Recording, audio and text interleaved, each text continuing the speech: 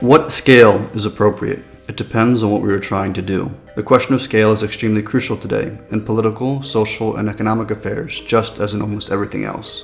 What, for instance, is the appropriate size of a city? And also, one might ask, what is the appropriate size of a country? Now, these are serious and difficult questions. It is not possible to program a computer and get the answer.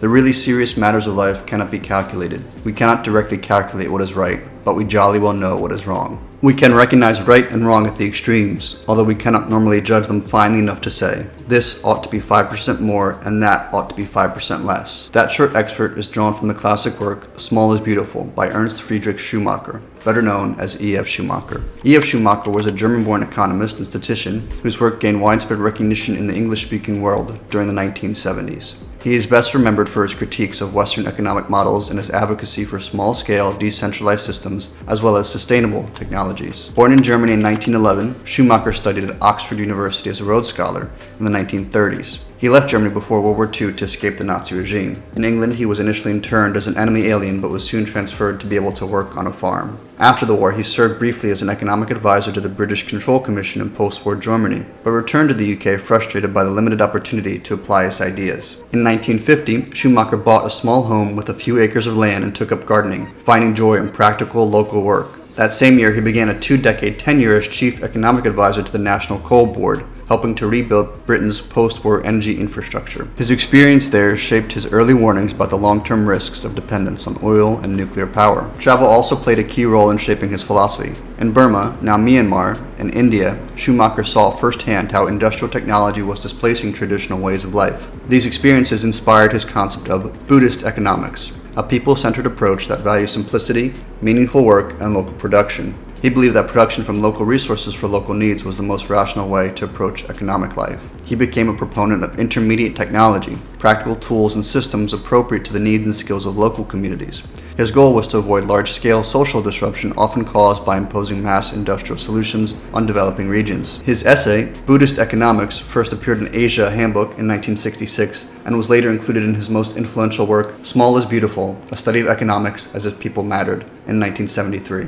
The book, a critique of materialism, industrialization, and economic centralization, argued that bigness leads to inefficiency and alienation. His final book, A Guide for the Perplexed, in 1977, furthered this critique of materialism while exploring questions of meaning and knowledge. Schumacher became a sought-after speaker worldwide, promoting a more humane and sustainable way of living. He died of a heart attack in 1977 while on lecture tour in Switzerland. His legacy endures through a network of institutions and thinkers influenced by his work. His vision continues to shape movements in environmentalism, sustainable development, localism, social justice, and human scale development. In our next video, we'll dive in deeper, but for now, let's take a quick look at the overall structure of his most famous work. In Small is Beautiful, economist E.F. Schumacher presents a radical but deeply human idea. Man is small, and therefore small is beautiful. Schumacher argues that culture is not just an add-on, but radically important for society to flourish. He draws on thinkers such as Gandhi, Kierkegaard, and Aristotle to explore this theme in a collection of different essays written throughout his lifetime, broken down into 4 major sections. The first section is The Modern World. Schumacher critiques materialism and the blind pursuit of economic growth, warning that modern economics lacks a moral foundation and ignores the real needs of human beings. The second section, Resources, emphasizes sustainability and warns of the consequences if we deplete the Earth's natural resources. Schumacher advocates for appropriate use and conservation, including the use of intermediate technologies in place of excessively centralized economic action. In Part 3, The Third World,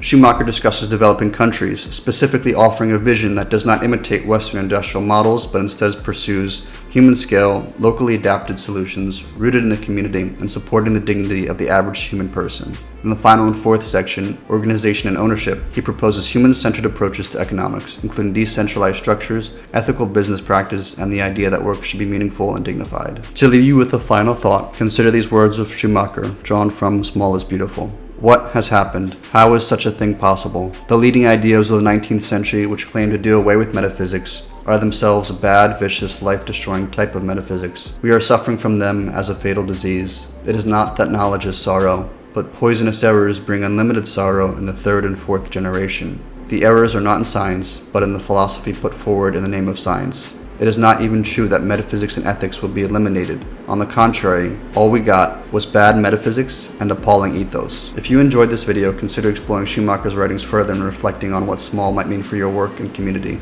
I put an Amazon link below if you're interested in exploring his work more fully and would like to support the channel at no additional cost to you. In our next video, we'll pick up right where we left off and dive deeper into this line of thought as presented in his work, Small is Beautiful. Until next time, friends.